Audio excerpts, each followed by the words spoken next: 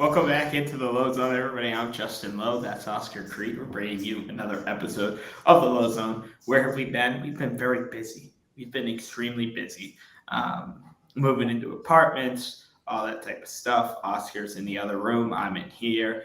So I think it's very, very important to let people know that we are back, and we just had to deal with our own things. Oscar, what's going on, dude? Haven't seen you in a bit. We haven't done this in a bit.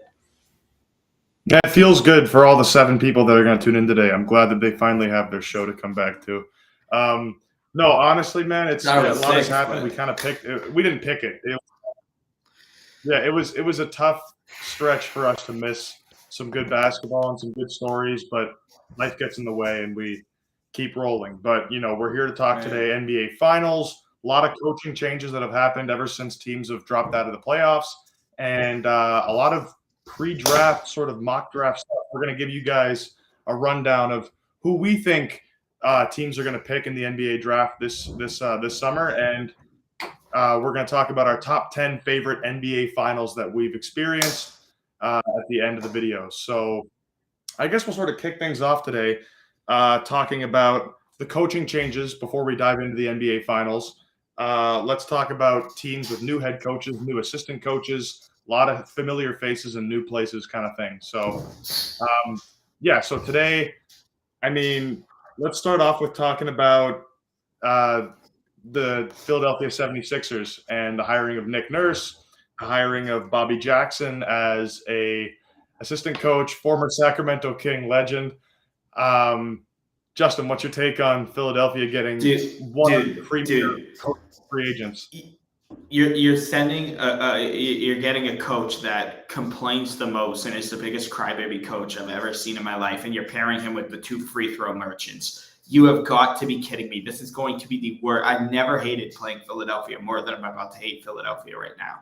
But all that aside, I do think that is a very, very, very good coaching pickup for the Sixers. They lost Doc Rivers. They lost Sam Cassell, bringing in Jackson, bringing in Nick Nurse. Those are 2 really good coaches to substitute those 2 coaches. I think Nick Nurse is going to bring something. He's going to try to bring winning to where is he? Philly. He's been in Toronto for all his career, but he's going to try to bring some winning to Philly. It's cool that he kind of stayed in the division. I wonder if that will spark a little rivalry outside against Toronto in terms of he kind of wanted out of Toronto. Like it felt like he kind of gave up on the Raptors and the players kind of gave up on him. So I think it is a really good hiring, though. I think Nick Nurse was definitely a coach that could have gone to Phoenix. He could have gone to Detroit. He could have stayed in Toronto. Like there was plenty of places for Nick Nurse to go. I think he fits well in Philly, a little too well in Philly. But we'll see. We'll see. I think that's a very, very, very good pickup for losing Doc Rivers. Yeah, he's a player's coach. He needs those superstars to work with. If James Harden can stay in Philly, he's got 2 superstars to work with, and he's proved that he knows how to cater to their needs and cater to their strengths.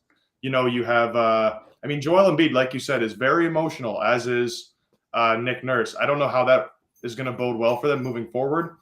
If you hear it, that's my dog scratching his neck in the background. Relax. Wait, didn't Joel Embiid complain about Nick Nurse in the playoffs last year, calling him like a crybaby or something like that? I think he called him out last year. They've had their fair share of kind of like in the media clashing a bit, but I think that they're going to put that aside pretty easily. I think that kind of tends to happen in the NBA where you have a public hate or a public disliking for somebody, and once you're out on the same team, that's right out the window. Like what was that, Pat Bev and Russ in LA when that happened? It was right out the window with those 2.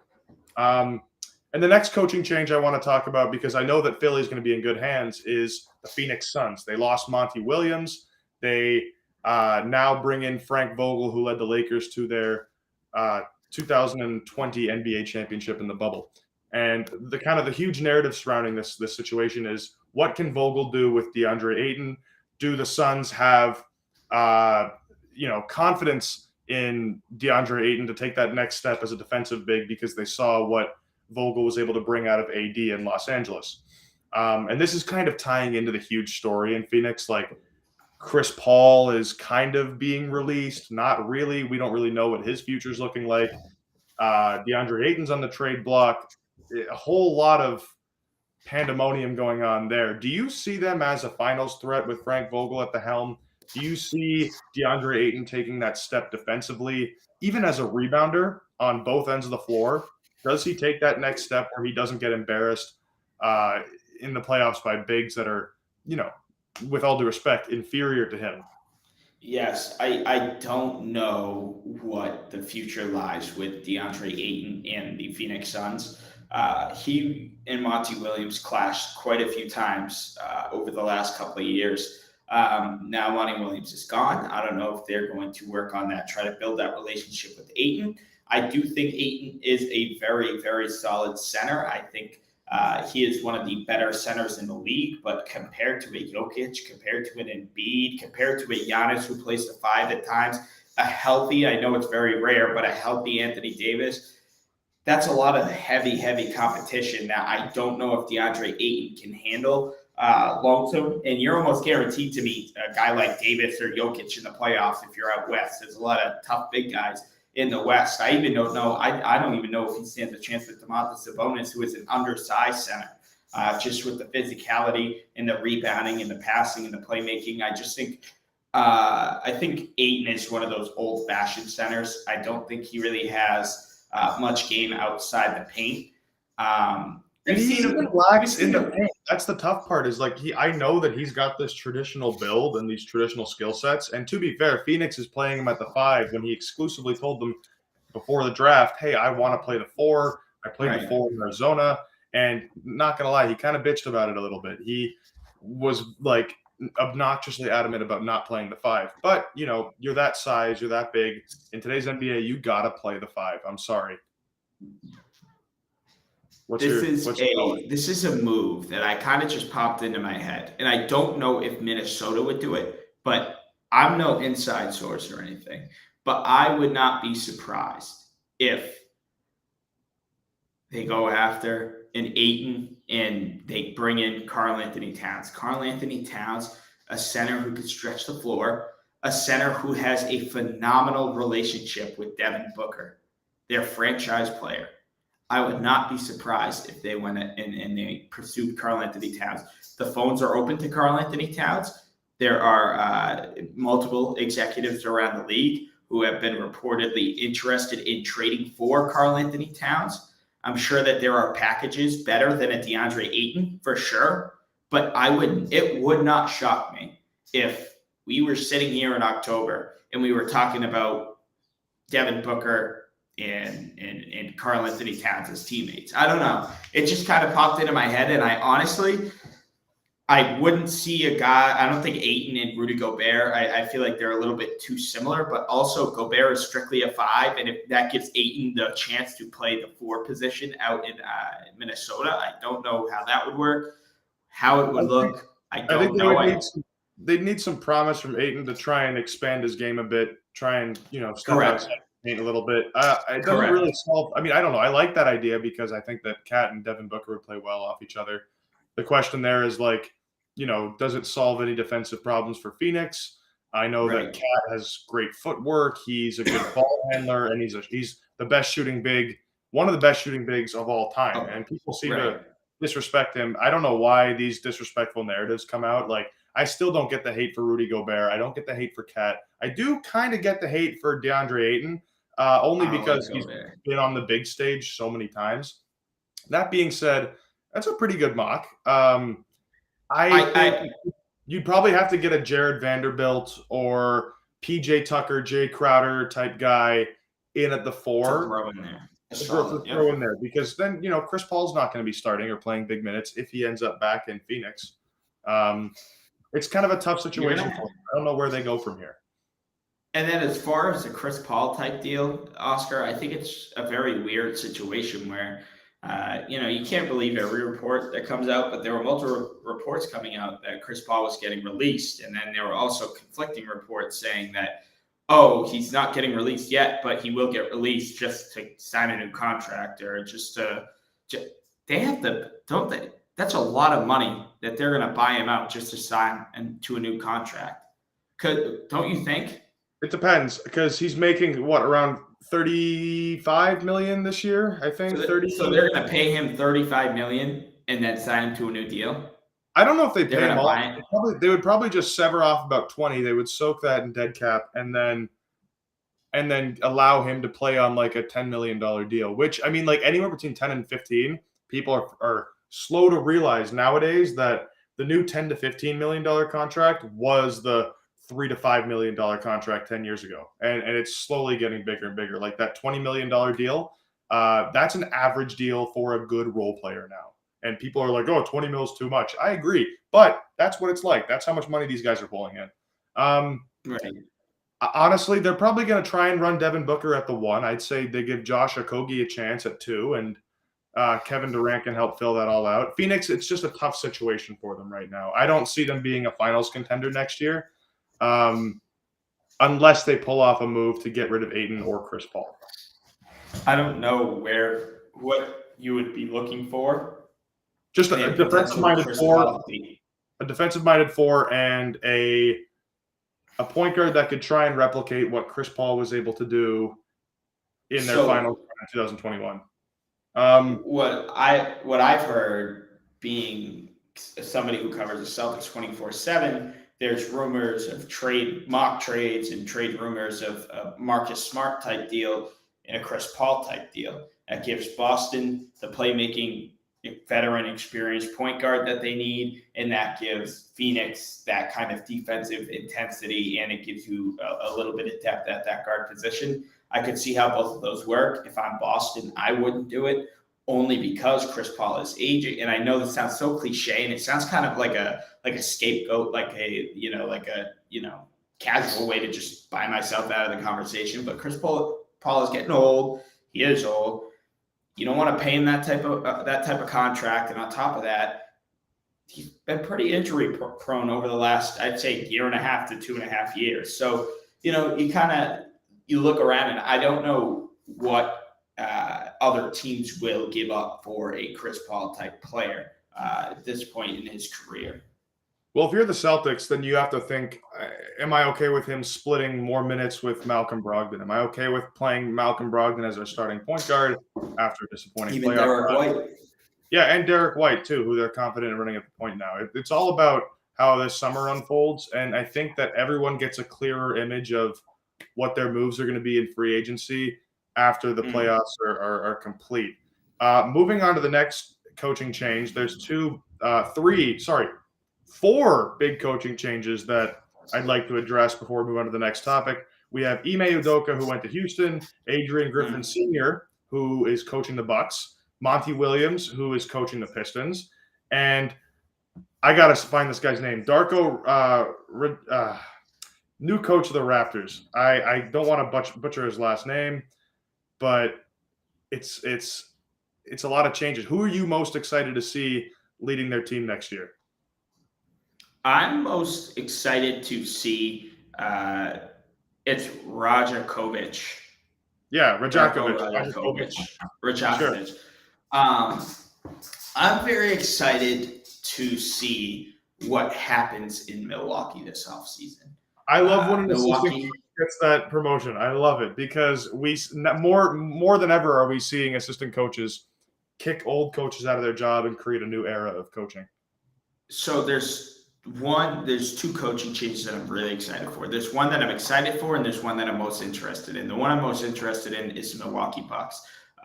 Milwaukee Bucks were, in my opinion, the favorites to win the title this year, along with Denver and Boston. They were along with Denver and Boston. I feel like it was between Denver, Boston, and Milwaukee, and nobody else. That's just how I felt. And clearly we were wrong about 2 out of the 3 of these teams. And unless Miami could make history, which we'll get to later, we could be 0-3. But Milwaukee getting bounced in the first round, I get it. Giannis was injured. I get it. But they got bounced in the first round. Budenholzer, the coach that led them to an NBA title, their first title in 70 years, he is fired. And then their assistant, Celtics just took Charles Lee, who was their assistant head coach or whatever label. you want to put him as. So those are two huge coaching losses.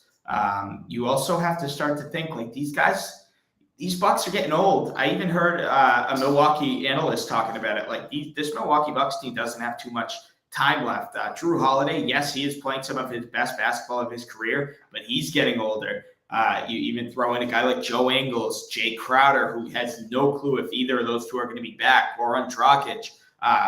Chris Middleton can't stay healthy. Now, Giannis is having injury problems, but we're not worried about Giannis. And then even go ahead and throw out Brook Lopez, who is also getting older, even though he's had one of his better seasons, at least as of late. So there's a lot of question marks up with this Milwaukee Bucks team, and it's going to be very interesting to see what they look like, not only just roster-wise, but to see how this coaching is integrated and see how, what different schemes, what different game plans, and different lineups will this new Bucks coach, use compared to Budenholzer. Yeah, the window's closing. All their stars are in their 30s now. Chris Middleton is not even sure if he'll be signed back to the Bucks. So yeah, I mean, Brook Lopez had his best season of his career, in my opinion, this year. Guys like Jay Crowder and Goran Dragic and Joe Ingles are very replaceable guys, and they've proven that moving forward. And this season, it's like, how do we adjust this team? They're in one of the hardest positions in the NBA, where it's like, you're obviously not going to blow it up. How do we perfectly retool this team? What do you do? Surround Giannis with shooters? Do you find versatile wings? Yeah. Versatile wings and just hope for the best? No, I mean, like, you almost want to play out a season and see what's needed. Can this team with young guys like Javon Carter and Marjan Beauchamp, how do you say his last name? Beauchamp. Are these guys ready to take the reins? I mean, they don't have many young guys. Grayson Allen, who's 26 now, for crying out loud. And he's on the trade block. He's on the trade. He's been on the trade block. Wesley Matthews. Not sure why, by the way. I don't know why Grayson Allen was ever on the trade block. I think they're going to be interesting to watch next year. The coach that I think is going to be, I'm most intrigued to see their effect on the team's culture, is Monty Williams in Detroit. Most random hire of the summer, by the way. More random than the Raptors signing Darko. And I say that because the Pistons are, like we all know, in no position to win right now. They have a few more years before they can even take that leap that OKC took this year, that Orlando is going to take next year.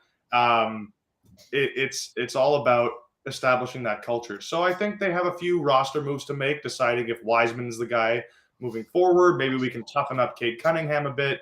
Jaden Ivey is promising, and Jalen Duren. Like, a lot of young pieces, a lot of guys that are not going to be on the team in the next 2 years. They're going to have to establish a core, figure out what works. And I think Monty Williams is the right guy for that. He's a player's coach, but for any age group. Here, hold on. I'm letting my dog out. You keep going. You talk about the next coach. Yeah. And I want to keep all memes and all the inappropriate stuff aside, but, we're talking strictly basketball here. What coach I'm most excited for, maybe not interested, but the coach I'm most excited for is Ime Udoka out in Houston. Houston is a team that is young, actually the youngest team in the NBA, or second youngest team in the NBA. They're a fun team. They have some fun players, but at the same time, they weren't playing for anything or anybody but themselves.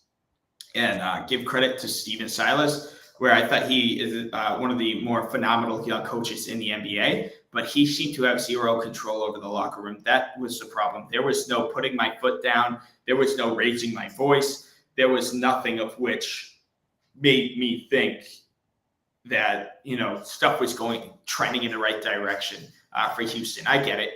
Getting all these lottery picks, that might be all sweet, for a rebuilding team. But at the same time, when these players aren't progressing and when these players are constantly becoming a locker room issue to each other and it's transpiring on the court, that's you're not trending in the right direction at all. You don't want you don't want that. Their offense was very stagnant last year. I couldn't believe the Celtics lost to them because of how ISO heavy their offense was. When I tell you that they played for themselves, they cared and played for nothing but themselves. Not the Houston, not the city of Houston. Udoka is a guy that will go in. He will put his foot down, and he will. I feel like lay down the law. I think he did a phenomenal job in Boston. Led Boston. I get Boston talent-wise was one of the best teams in the league last year. But I think Udoka is a phenomenal coach. All the stuff off court aside, like we're just talking strictly basketball. There's no doubt Udoka was an amazing coach, and he was a great coach in San Antonio under Popovich as well. And where else was he? He was in Brooklyn. And Philadelphia. So he's been around some great franchises. He's been around some great coaching staff. I would love for him to come in to Houston and really muck it up. I would love for him to get that organization organized again. I do not think James Harden going to Houston or Kyrie Irving going to Houston or even Jaylen Brown going to Houston will fix all of Houston's problem. I really feel like it starts with the coaching and it starts with the players on the team, because there is no doubt they have one of the best young teams in the entire NBA, but they're choosing not to be. They're head cases. Kevin Porter Jr., head case. Love him. Great talent, head case. Who else do they have on there? Jalen Green is Jalen Green. No, yeah. Highlight Merchant. That's my favorite nickname I've ever heard from, is Highlight Merchant. Him and I feel like Şengün has so much to add and so much to provide. So like they have some seriously great talent that in the next 5 to 10 years, some of those guys could be top players in the entire association, but they've had rough starts to their career because of how jumbled this organization is. I also think adding a guy like Jaylen Brown, adding a guy like James Harden or Kyrie Irving takes away those opportunities from a Jabari, or who is it? Jalen Green. And Jabari Smith. Yeah, so like that's my take. I'm most excited about Ime Udoka. I'm most interested about the situation going down in Milwaukee. I got you. Well, speaking of interesting stories, moving up, Ja Morant suspension. We won't harp too much on this. I just kind of wanted to get your. We already done like 2 episodes worth of Ja Morant, and we've been gone for a month. My only question for you: over or under 40 games? Under. You know why? Because under 40 games suspended or under 40 games played? Under 40 games played. They're talking about a 40 to 50 game suspension. Yeah, I know. They're talking about a 40 to 50 game suspension. And on top of that, Ja Morant, his ankles are probably one of the worst ankles in the entire NBA. Like, that dude cannot stay healthy. He's freakishly athletic and he's freakishly fun to watch on the court. But on top of his foolishness off the court, he is terrible. He can never, ever, ever stay healthy to be on the court. But like, to me, and like, I don't want to, like, I'm not bringing politics into this. I'm really not, because I feel like it's just common sense. I feel like it's just something you don't do. I feel like it's just something that as you are an athlete, as you are a role model, and as you are a father and a son, I feel as if you are in your prime position. How old is Ja Morant? I think he's younger than us, or he's our age. No, like, he's 22 or 23, I think. Okay, still 23 years old. He's a freaking millionaire, could be a billionaire for all we know. He's one of the brightest young players in the entire NBA. He is the best player on his team, and he has the chance to be the most athletic and one of the most talented point guards to ever play. And he's throwing that all out the window with this off-court stuff. And what the problem is for me, it's not the firearm that's the issue. I mean, that is obviously an issue, but the big issue with me was how he played it off in the second half of the season and throughout the playoff. Oh yeah, I went to therapy and I really am sorry for what I did, and I'm really trying to better myself. And then he gets eliminated from the playoffs, and what does he do? The first freaking live stream of the offseason, he flashes another firearm. Whether it was a fake firearm or not, he knew what he was doing. He knew what he was getting himself into. He did not learn anything from the first situation, and that's what's worrisome to me. And that, to me, the Memphis Grizzlies are going to be forced to deal with their franchise player. They might as well make Jaren Jackson Jr., Desmond Bane, Dylan Brooks ain't coming back. They might as well make freaking Steven Adams the face of the franchise. That's the best thing that they have going for them right now because Ja Morant, one of the most talented players in the entire league, is facing yet another suspension. This one could be one of the largest suspensions in NBA history. Not because we've seen people get suspended for a season before, but I mean, seriously, Oscar. I mean, I feel like, we don't need to branch out into politics. We don't need to branch out into laws and all that. And it's common sense. Yeah, I agree. I mean, the only thing I'm taking away, I've never been a huge Ja Morant fan from the get. I mean, I think he's a talented guy.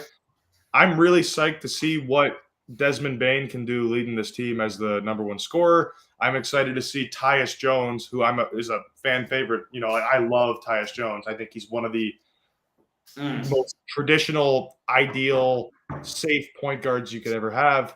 And Jaren Jackson, who I want to see come back and shut everyone up for criticizing his Defensive Player of the Year award. But then even Brandon Clark.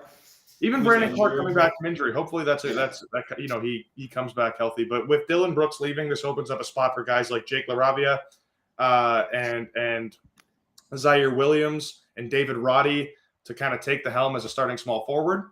And so the Grizzlies should have a lot of, interesting aspects to look forward to next season in lieu of Ja Morant. We've been talking a lot about the headlines.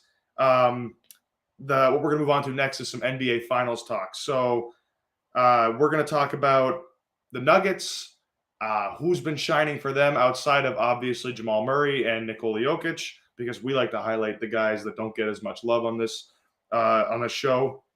And then the Miami Heat and what's been going wrong. What does the future hold if they end up losing in Game 5? And a little bit about Eric Spoelstra. So the Nuggets, my biggest thing is, they have some of the best role players in the NBA, and they've carefully and perfectly constructed a team to play around their superstar, and not just their superstar, but their secondary star as well. You see Jamal Murray's strengths are being utilized to the max this finals. Jamal Murray is dishing out, the most assists with the least amount of turnovers in NBA Finals history. Him and Jokic are both steadily averaging 30 and 10. And you gotta give credit to guys like Aaron Gordon, Michael Porter Jr., and Bruce Brown and Kentavious Caldwell-Pope, who for all of them, for the exception of Michael Porter Jr., everyone's been balling. Everyone's been having a great series. I want to put respect on Aaron Gordon's name. I want to show everyone that Aaron Gordon, first off, as a Magic fan, was really solid before he came to Denver. He's almost the same exact player. It's just here in Denver, he has that point guard in Nikola Jokic as well as Jamal Murray to find him at his sweet spots. You know what I mean? He's not even averaging a lot more points than he did when he was in Orlando. He's just able to get to the rim better. He's catching more lobs. He's more confident in his shot. And that's because they're finding him in the right places. Aaron Gordon has averaged over 16 points per game in the NBA Finals. And that's strictly because these guys are finding him in his right spot. He knows how to play to his strengths. His defense has been impeccable. Justin, what do you think? Do you think Aaron Gordon has been the Nuggets' X factor outside of their two superstars?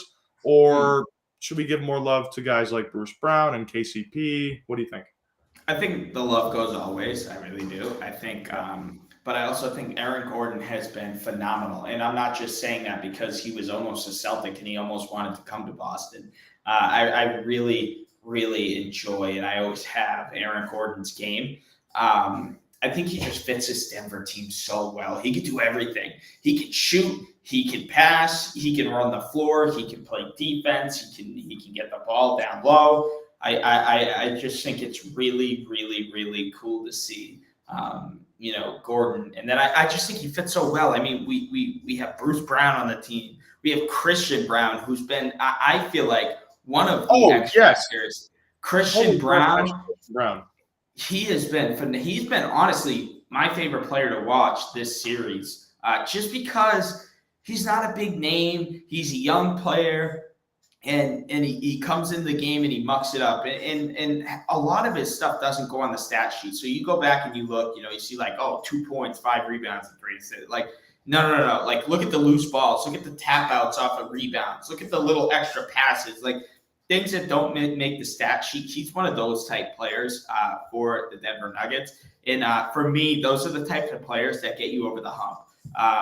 But Aaron Gordon, phenomenal. Michael Porter Jr., he just has to stay healthy, but he is phenomenal. Same thing with Jamal Murray. And then, we have these veterans on the team.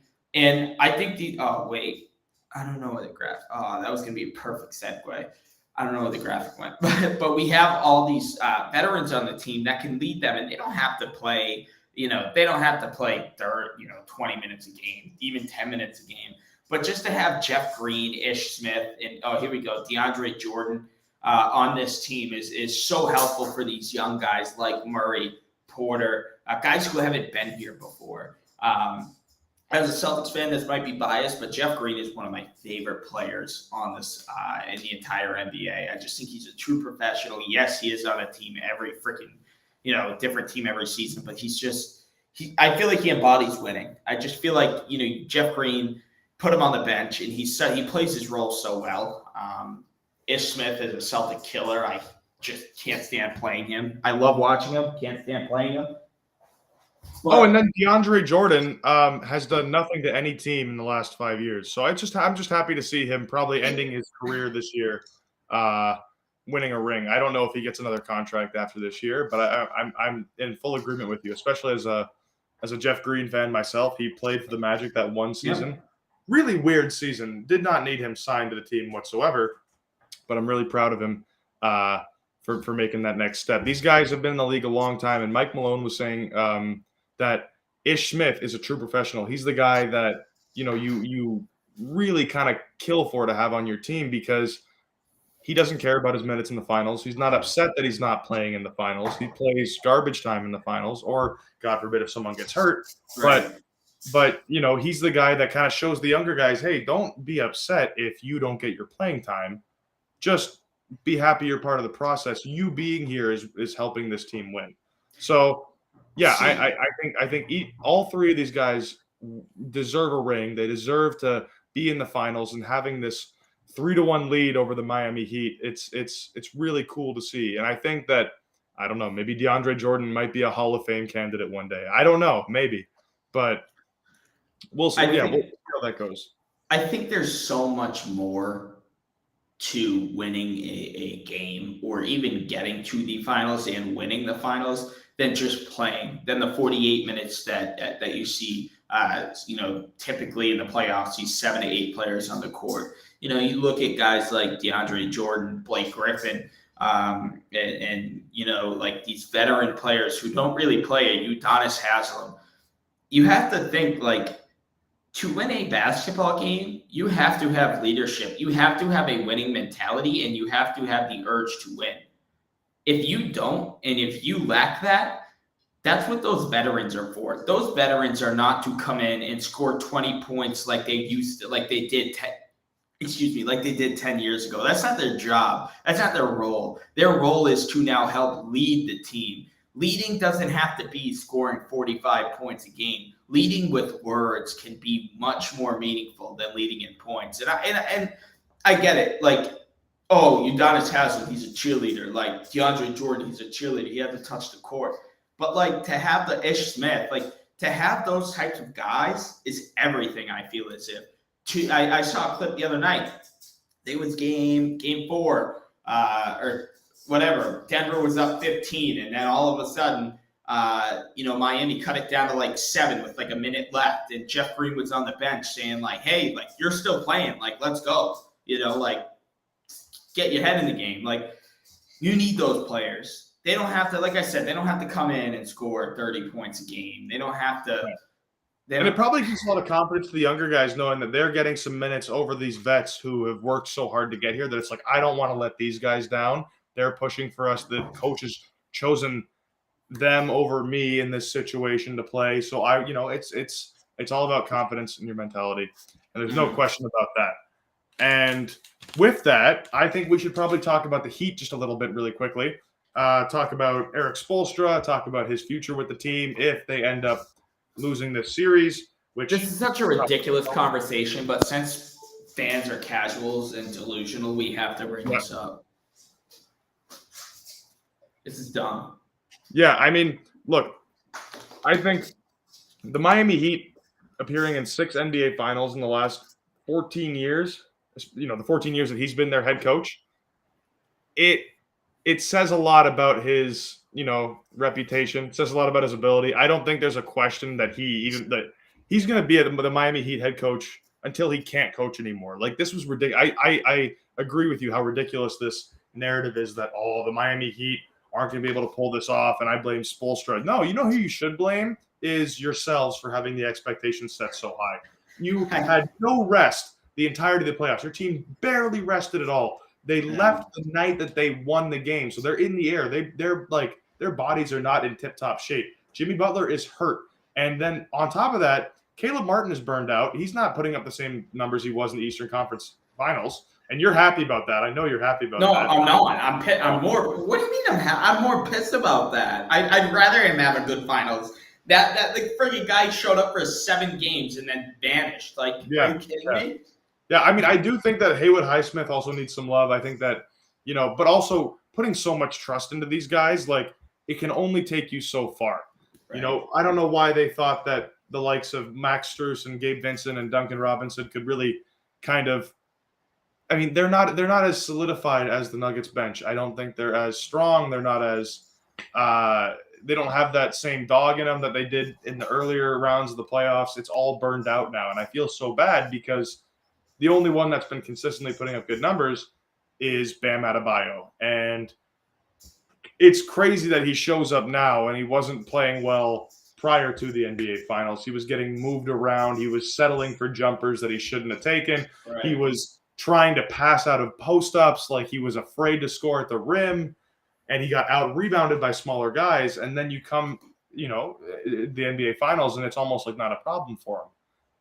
I just don't think Miami matches up well against Denver at all. They're too small. Way too small. They're too small. And I've said this, and I've talked about this on my Celtics podcast, and talent-wise, yes, the Celtics are significantly better than the Miami Heat, but sometimes all it takes is a team that matches up well against you, a team that plays you well. Regular season, the Orlando Magic, they played Boston very well. They beat them 3-1. Does that mean that they're the better team overall? No. Talent-wise, no. But sometimes all you have to be is you have to want it more, and you have to, and sometimes basketball is about the matchups. We've seen this so many times throughout careers, like throughout series and stuff. And Miami matched up well against Milwaukee. Did Giannis get hurt? Yes. Miami matched well against Boston. Yes. Clearly against the Knicks. And so they've matched up well against all 3 opponents, and they're the 8th seed. This is a team where they lost the first play-in game at home, and they had to clutch up in the second play-in game in the final 3 minutes against the Chicago team, which has been one of the most dysfunctional Chicago teams in NBA history. And they almost lost that too. So, like, where's this now all of a sudden we're acting like the Heat were favorites in the NBA Finals, and the Heat was just going to walk in and walk up all over Denver? I saw Heat fans talking crazy, saying Heat in 5, Heat in, like, for me as a Celtics fan, I was saying Denver in 6 if Boston got to the finals. Boston down 0-3, coming back 4-0. They're running off of adrenaline. They might take 2 games at best, but I feel like Denver, it's such a matchup nightmare. I felt the same thing about Cleveland. As a Celtics fan, I didn't worry about Milwaukee. I didn't really even worry about Philadelphia, even though they took us to 7. I worried about Cleveland because they are a matchup nightmare. They are a bigger team. Their point guard, Darius Garland, smaller. Donovan Mitchell? He's a bigger guy. Their front court is insanely big with Jared Allen and Evan Mobley. Oh, D-Mitch isn't a bigger guy. D-Mitch is 6'1". But I get it. I know what you mean. It's his abilities that I just think it's about matchups, and I think Denver is far superior of a team up and down than Miami. And like, let's face it, like it is what it is. That doesn't mean Spoelstra should be on the freaking heated seat, or what do they call it, the hot seat? Like that's just ridiculous. To me, the heated seat. The heated seat. To me, it's very uneducated for people to talk like that. But what's crazy is this Kevin Love. He has been to the finals every freaking year. He's made it into the playoffs. But the Heat, they're down 3-1. Kevin Love has been in this position before in the NBA Finals. Can he or will he do it again? Can he? Do you think he can? Honestly, he's not going to be a determining factor in if they do or not. It's just going to be by pure coincidence, unless he's playing fourth quarter minutes and he sinks game winners, or makes really, good winning plays. I want to just tie it back to the matchup problem. Like, there's just no way in hell that Miami can put together a lineup that can consistently match up with these guys. You've got Jamal Murray, a point guard who's faster than most. You don't know whether he's going to be smooth or explosive on a play. He can either pull up from 5 feet behind the three-point line, or he's going to poster you or do some crazy footwork and dribbles to get to the rim. And then, obviously I don't have to say anything about Jokic. Jokic outmatches any player in NBA history right now. And, AG, explosive, stronger than your bigs. Miami's bigs is going to tell the tale of how this works out. Miami's age and Miami's big man situation. Your big man room consists of Haywood Highsmith, Cody Zeller, and Bam Adebayo. One of those players is consistently playable in big moments. One of those players showed some promise in big moments. One of those players is Nikola Jokic's son. Can you guess who's who? No, it's easy. Haywood Highsmith shows the promise. Zeller it is criminal that he's playing these minutes. It is criminal. He's doing damage to the Miami Heat in the box, plus minus, in the net ratings, everything. It's just bad. I'm trying to put my thumb on what you just said. Did you just say Jokic clears everybody in NBA history? Jokic is the worst matchup nightmare. Oh, you got me. He's a top 20 player of all time. I don't think there should be any more debate about this. I'm not saying this because I'm assuming that he's going to win the NBA Finals this year. I'm saying this because he is the most skilled player ever. The most skilled player ever. And I cannot think. LeBron James comes close. When it's all said and done, Jokic will be looked at as the better passer. He'll be looked at as obviously the better rebounder, but that's because he's 6'11". He's not the better scorer, but he's going to be, in one of the greater scoring conversations moving forward. Just that his ability to get buckets. If I were to give you a list of top 20 players all time, Jokic is number 20, and he's not higher, but he's top 20. I know you don't agree with this. 20 even. No, it's not that I don't agree. It's just too soon. I get that it's too soon. People don't even want to talk about it because the guy's, still playing. He's still in his prime. Like, how are you going to put him in this conversation when it was easy for us to put guys like LeBron James in that conversation and Giannis Antetokounmpo, right? Once they win that ring, the validity skyrockets and you're able to make these claims and actually have something to back it up. I'm sorry, he's got 2 MVPs. He's the guy. He's better than Charles Barkley. He might be better than Dirk Nowitzki by the end of it, man. He's not better than Tim Duncan. He's not better than Hakeem. He's better than David Robinson. He's better than KG, I think. I don't know. KG was a generational defender, right? But Jokic blows him out on the offensive end in more ways than one. So that's where when we rank stuff like players and all that, I hate it because I hate ranking not only different positions, but I hate ranking different play styles.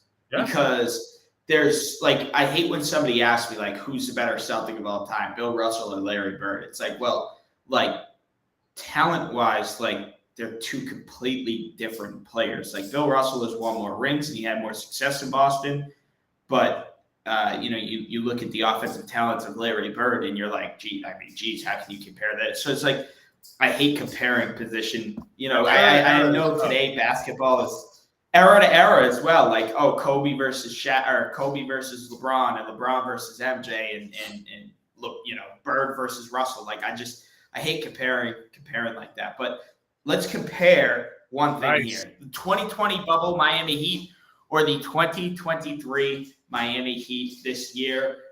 Two teams in which they really weren't expected to make all that much noise in the playoffs, let alone be 2 wins away, and now this year 3 wins away from an NBA championship.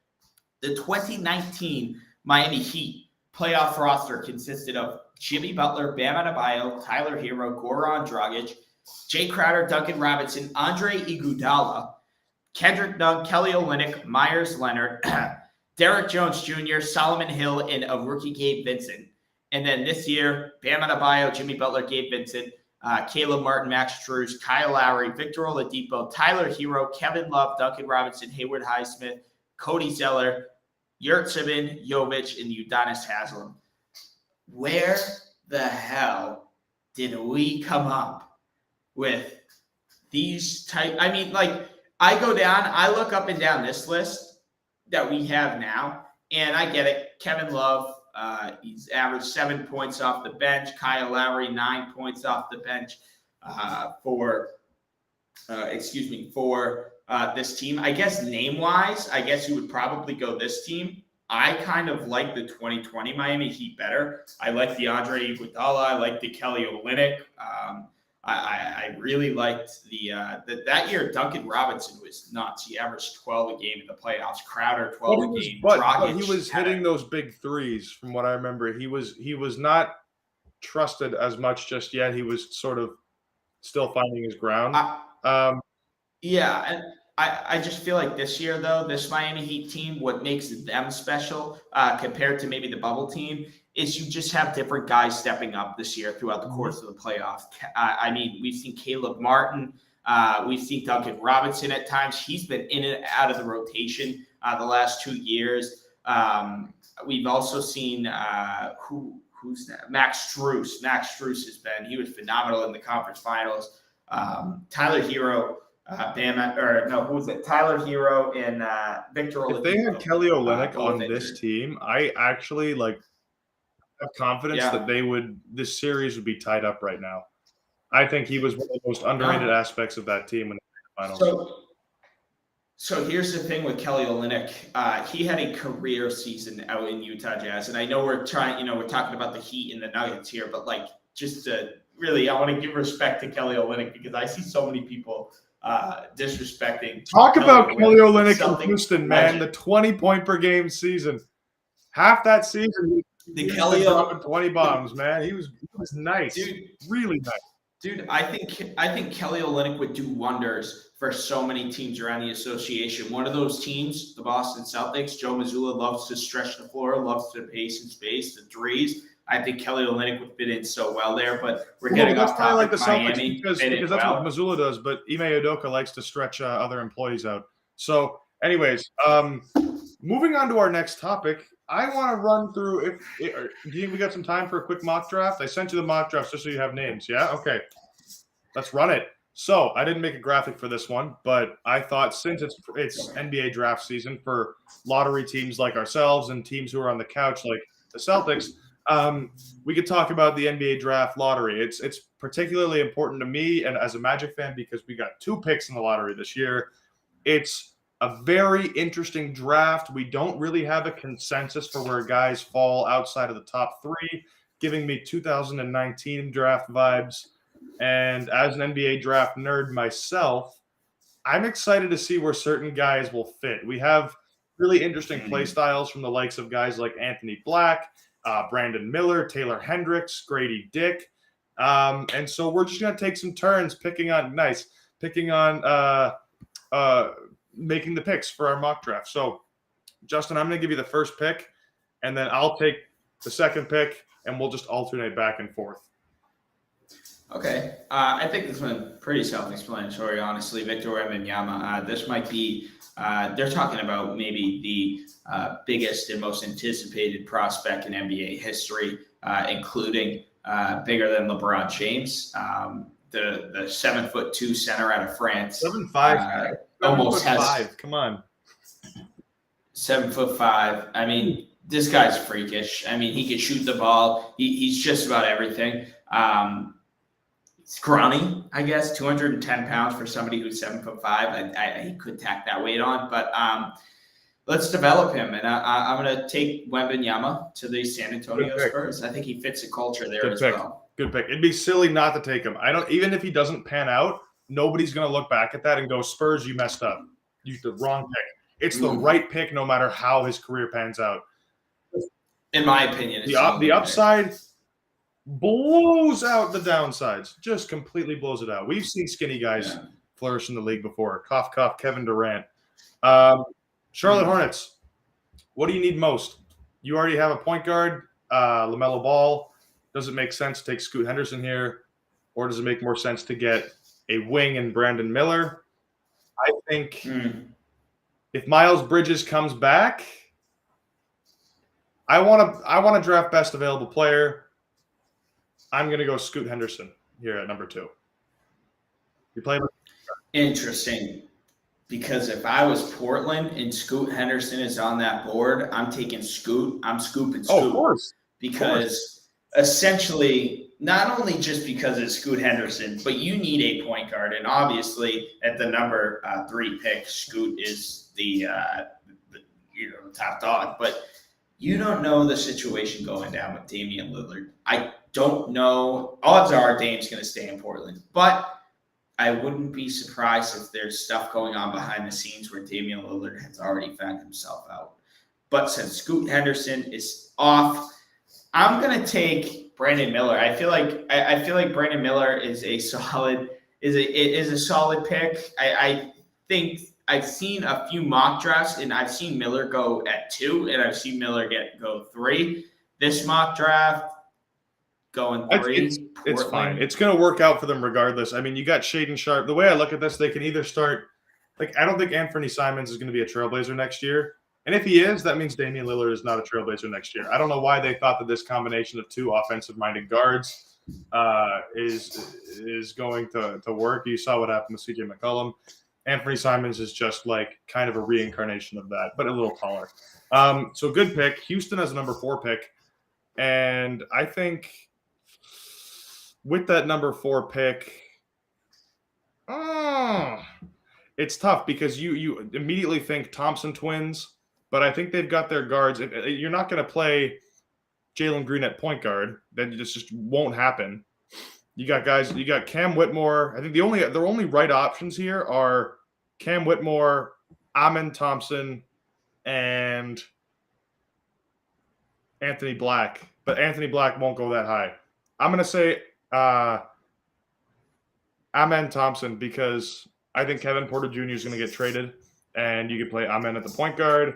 You already have Tari Eason, Kenyon Martin Jr. You have who am I forgetting here? Jabari Smith Jr. You have even younger guys on the bench, Ty Washington. The list goes on. They're very young, but I think you should maybe try and draft for a good combination of best available and best fit. And I think Amen Thompson is right in the middle there. So I remember, Detroit. You got Detroit's pick, buddy. Detroit at 5. What, 5? Who did you take at 4? Amen Thompson. Huh. So you have his twin brother Asar. You have Jarace Walker. All right. Let's see what Detroit needs necessarily. Detroit definitely doesn't need another big. They have bigs up their rear. They don't need any point guards either. I think they need a Sadiq Bey replacement. A small forward. Perhaps. I mean, did you take? I don't think you're going to play Cade Cunningham at the 3. I think that doesn't make sense yet. You know. I think you take Cam Whitmore. Yeah, good deal. I think you take Cam Whitmore because, here's my thing though with the guards. I don't know, can Cade come back from his injury and can he continue to be what Cade was pre-injury? I mean, Cade had been putting up numbers for a while, Rookie of the Year. I get it, but I don't know. But I think you go safe here. I think you take it safe and you go Cam Whitmore. You don't have a lot of forward depth on this team. I think you pair Cam Whitmore and then you pair him and Sadiq Bey type player. That's I don't think solid. Cade Cunningham relied too heavily on his athleticism either. So coming back from this injury, it might be a little easier for him to get back to his form. He's kind of like a slower, like lull the defender to sleep kind of guy, outlet pass. I like that. Number 6, Orlando. Oh, who do I take here? The 6th pick is tricky because I don't think you could really go wrong. You can pick anyone that's slated to go 14th through 6th. So I'm going to go Taylor Hendricks as our Jonathan Isaac replacement because God only knows what's going to happen with Jonathan Isaac. He might be moved. He might not be the same player whatsoever when he gets back. Who knows? The injury that he suffered at the end of the last year was not devastating. It just took him out for the season. So Taylor Hendricks, long guy, versatile defender, polished offensive game, but he definitely is overall raw. He's a project still. And I think that Taylor Hendricks makes sense because the Magic have, they could use another big. I'm not confident in Bol. They don't really need another point guard to draft. They don't really need a shooting guard to draft. They do. They do need a shooting guard to draft. They don't need a shooting guard to sign or trade for. So I'm going to go Taylor Hendricks at 6. And 7 for you, Taylor Hendricks. Indiana. 7, Indiana. So Indiana, who's their guard for Indiana? Halliburton. They got Buddy Hield. They got Andrew Nembhard. So I think you I have to go for a 3 here or a 4 because they're bigs. You have Miles Turner, but you're not committed to Jalen Smith, nor are you really committed to Miles Turner, from what we've seen in the last few years. Yeah, I think you stay. I think you go Jarris Walker. Yeah, Jarris Walker. Because the small. I'm thinking about my boy Neesmith. I don't want him to take over my boy Neesmith, but I think you go Jarris Walker. I think we'll go there. I'm still working on the pronunciation of these names myself, man. Honestly. Jarris. That means that number 8, Washington is ready to go. Washington had a disastrous draft last year. Johnny Davis was by far the worst rookie. I'm not going to go ahead and blame him for it, though. You're playing in Washington and you're not prioritized because you're playing for a team that shouldn't be contending for the playoffs yet was trying to. It kind of makes sense to find a guy that might take the reins when Bradley Beal leaves because I don't see him finishing his career in Washington. And if he does, then I don't know what Washington's doing. They got to capitalize on it soon. They're probably not going to take a big because they are committed to Kristaps and Kuzma. So the right pick here.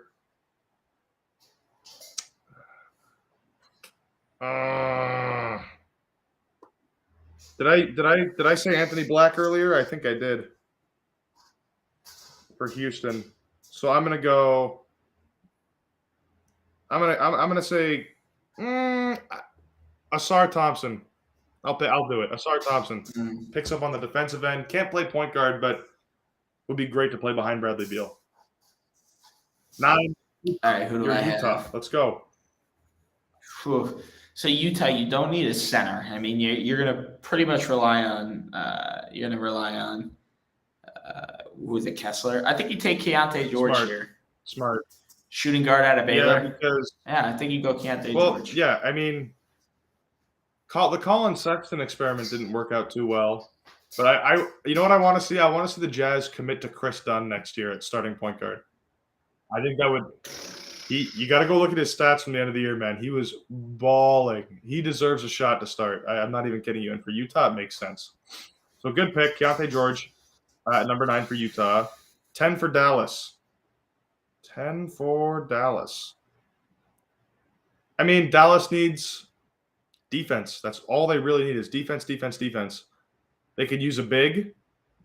I'm going to go ahead and pick Derek Lively out of Duke, the center, who's really just a Jackson Hayes 2.0, but I think he's got way more defensive upside. He's a taller guy, 7'1", good frame, not a lanky dude. So, kind of lanky, but I like that pick for Dallas. You're number 11 for Orlando. Yeah, for Orlando, I want to see Orlando go for a 3. I would love to see Orlando go for a forward. I'm going to go Keontae Johnson. He's projected to go in the second round, but I would love Orlando.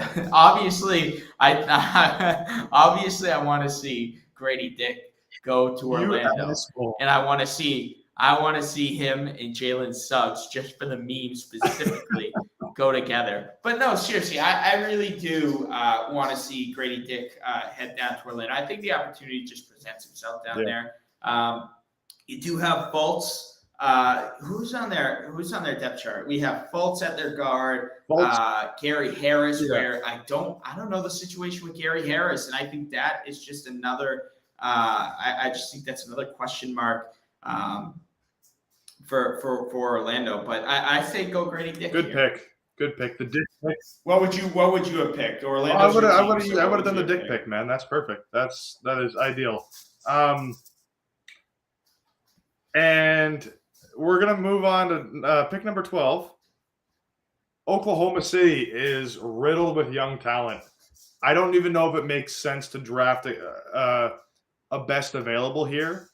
Take a project player, take a guy that's going to need some developing and whose name has been in the headlines lately because he's such an intriguing prospect. We don't know what to make of him, but his potential's through the roof. Bilal Koulibaly from France. He plays alongside Victor Wembanyama, and he's making some buzz. He's been impressing a couple teams in some pre-draft workouts. They're really intrigued about his frame and his size and his ability to read the game. It's just about he's so raw. Like, he will probably play 5 games in his rookie season type of raw. You know? So we're going to make that pick with OKC because it's an OKC pick. So you're 13. 13, Toronto. I don't know what direction Toronto's going to go for. It's very hard. Assume they go rebuild mode.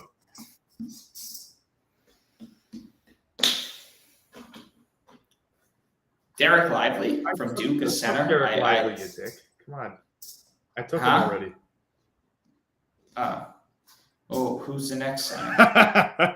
You don't have faith in Koloko? Taylor. You don't have faith in Christian Koloko? No, he's on the Raptors. He's like their third string center. Don't worry about it. Go for a point guard. I think a point guard makes sense. Why? Okay. Go for a point guard. All right, let's see. Nick Smith or JHS is looking nice. No.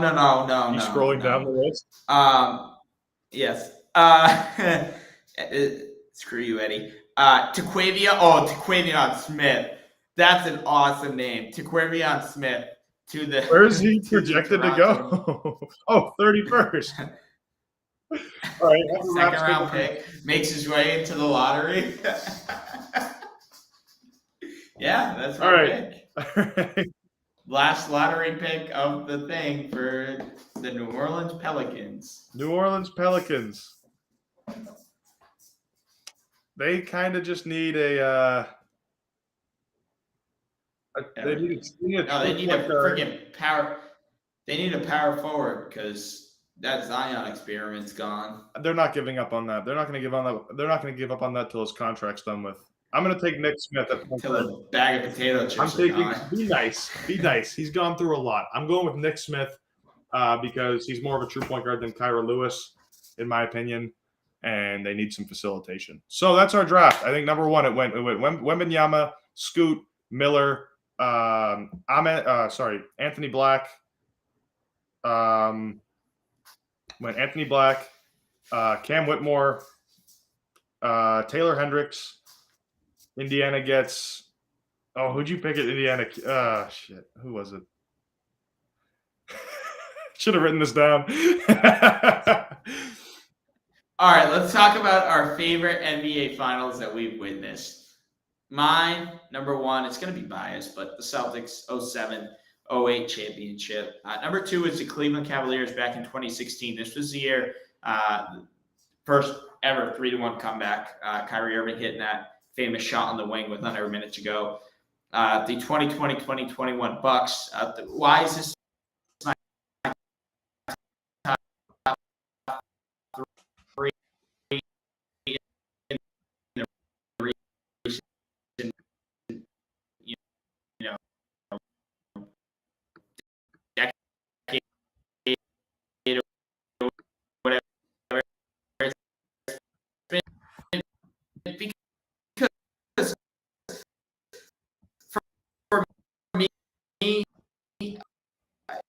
it was a different NBA Finals from what we've seen. We were finally over the Golden, which pretty good team. 10 Dallas. 2014 Spurs watched ball movement with this Spurs team, and then this one, honestly, I put the 2021 2022 Warriors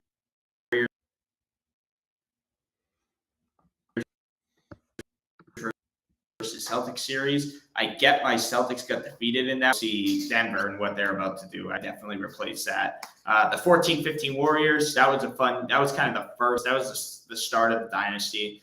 The 17-18 Warriors, that's with Kevin Durant. That was a fun team. And then the bubble. The bubble to me is so underrated. I get it as a Celtics fan. I shouldn't root for the Lakers to win a title, which I wasn't. But at the same time, that bubble finals had everything. It was truly awesome. I know it didn't go 7, but Oscar, I'm sure. No, the worst part about the reception of the NBA Finals in 2020 in the bubble was that Jamal Murray and TJ Warren looked like Michael Jordan, so it's invalid. So like no one was playing at their top level, and people had COVID and people were injured and yada yada yada. Shut up, man. That's how every finals works. Sorry that your favorite players were missing and your team didn't get it. That's just how it goes. So my list. Let's keep this short and sweet. 1, Raptors in 2019. I witnessed this in person. I live in the city. It was phenomenal. I'm not gonna lie. It made me want a chip for my Magic so much more. But there was no atmosphere that beat Toronto Midtown downtown that night. Everybody flooded the streets. Cop cars were being jumped on. Buses were climbed in the middle of traffic. Horns were going crazy. I'd never seen anything like it. 2, how can you not have the Cleveland Cavaliers who bounced back from Cleveland? How can you not have them? That's the team I missed. Damn it. No, you had them. No. Instead of one of the Warriors, I meant to put that Heat. Is this the Heat that the team that when Allen hit that shot? Yeah. Damn it. That's what. Oh no. That's okay, dude. I thought you purposefully excluded it because you're a Celtics fan. So it's no. That finals was incredibly entertaining. Probably objectively the most fun to watch next to the Cavs. It's crazy that LeBron was featured in both of those. 3, the first Warriors chip that started the dynasty. I remember feeling so refreshed as an NBA fan at this time, being like, oh my God, who thought that the poverty Warriors for the past 10 years were going to fight their way back? And who thought Steph Curry had that capability in him to lead his team to this point? It was a phenomenal sight. 4, the Spurs in 2014. How can you not love a Spurs victory? I don't think there's anyone in the NBA that doesn't like the Spurs. I don't even think the Heat don't like the Spurs. Just a really fun finals to watch. Kawhi captured his finals MVP. It was like a send-off to Tim Duncan, even though he played a year after. And we still had some juice left in Ginobili and Tony Parker. Guys like Boris Diaw, Thiago Splitter. Who else was on that team? Was it Gary Neal? It was a solid team. Danny Green. Patty Mills, you said. Yeah, I think Matt Bonner. Matt Bonner, Thiago Splitter, you said. Red Rocket. Was Boris Diaw on there? Yeah, Boris Diaw. It was a fun team. All those names have a special place in my heart. The 2013 Heat, though, those players almost have more nostalgia factor for me. You can't say much about this finals except for exceptional. Ray Allen saved the Heat that game, because if the Heat lost game 5 or game 4, I think it was game 5, that game-winning 3, the shot heard around the world, then the Spurs would have won that championship and been 2-time champions back-to-back. So, it's up there. It's a historic finals that I've witnessed. Remember, these top 10 for me is all based off of what I've witnessed. I didn't get to witness a finals before 2012, and I've watched every one of them ever since. Number 6, the Warriors, when they beat the Celtics. I'm not putting this up here because they beat the Celtics. I'm putting it up here because Steph Curry proved that he was still the best point guard in the NBA. He is to this day, and cemented himself as arguably the best point guard of all time. Like came back, brought his team back from a really rough season, and stomped on the Celtics in 6 games. Number 7, this year's Nuggets has been like and I say this strictly just because of Jokic. He's been such a treat. I'm totally a Jokic dick rider now. I am all for him. I think, like I said, top 20 player of all time. He's proven that this year. And Jamal Murray being, also cementing himself as a top 5 point guard in the NBA this year. Stellar. Both guys are, putting up crazy assist numbers. They average more points per game than the Kobe and Shaq duo. They average, I think, just a little less in the rebounding category. And they hit 19 assists to Kobe and Shaq's 6. So they might be the better duo when it's all said and done. It depends on how many rings they rake in. 8, the Bucks in 2021. This one was a hard placement for me, considering it was a really entertaining finals. It just didn't have that same value that the rest of the finals ahead of it did, to me at least. This is all just for me. I think watching Giannis get his ring was phenomenal. I kind of just attribute this finals with like the beginning or sort of the beginning of like the lull period in the NBA finals where it wasn't advertised as well as the Warriors and the Heat and the Spurs were. It wasn't advertised as a premier NBA finals. You almost set the expectations low from the get. And I blame that on the NBA and the media. Right. And number 9, the first ring that Kevin Durant won with the Warriors. As much as I didn't like that team, they were crazy fun to watch. And they were more fun to watch than the 2018 Warriors because they swept the hell out of the Cavs. There was not even a chance. And finally, the Lakers in 2020. I left the 2017-18 Warriors off this list completely because it just wasn't a fun finals. The 2020 finals, at least, were a little bit They were enjoyable. It was in nothing more, nothing less. Watching AD ball out was really cool. Watching guys like who balled out that series? I mean, oh my God, was Dion Waiters on that team? Like it was, it's a vague memory because it was COVID, but that's my top 10, and without a doubt, the Raptors take number 1 for me. You know what's funny? Before we close out the show, you made a comment on that Bucks series and the advertising. I feel like the NBA has been like, and even NBA fans, where it's like they complain about not, how it's so boring. It's Cavs were, it's like Cavs words, or it's like we want to see different teams. It's like, okay, well, here's Milwaukee and Phoenix. Oh, we won't watch it. Okay, here's Denver and we won't watch it. It's just like you ask, you shall receive, and when you receive, if you don't get what you get, don't get upset. It's like the expectations are either Celtics, Lakers, Cavs, Warriors, or Spurs versus Heat, because that's ruled the NBA finals over the last 30 years. If we don't get that, we don't want it. But if we do get it, it's repetitive and it's annoying and it's stupid. It's like that is the definition of you're never satisfied, you'll never be happy. But Oscar, this was fun. This was a good comeback episode. We'll keep everybody in touch. Go follow us on social media. Any final words before we head out? I just want to say a big F you to all the fans that said this was not going to be an entertaining series. The Game 1 pulled in more NBA finals than the Lakers series did, the Bucks series did, the tail end of the Warriors dynasty did. So 11.2 million viewers in Game 1, and I'm sure that only continued as Jokic displayed his dominance. And when the Heat won Game 3, it's a lot more interesting than people want to admit. So a big F you to those fans who were saying Celtics Lakers would have been way more entertaining. And look, as a Celtics fans, I would have loved it. But also though, I get it. No, I get it. Okay, but also I'm a Celtics fan, so I can say that. And I know it's like, well, what does that mean? It's like, that's fair for you. That'd be like if the Magic were in the conference finals, which they will be next year. And it's like, all right, it's just all right. The low zone's over. Peace out, everybody. Enjoy your week. Enjoy the rest of your Sunday. That was almost as ridiculous as a lineup of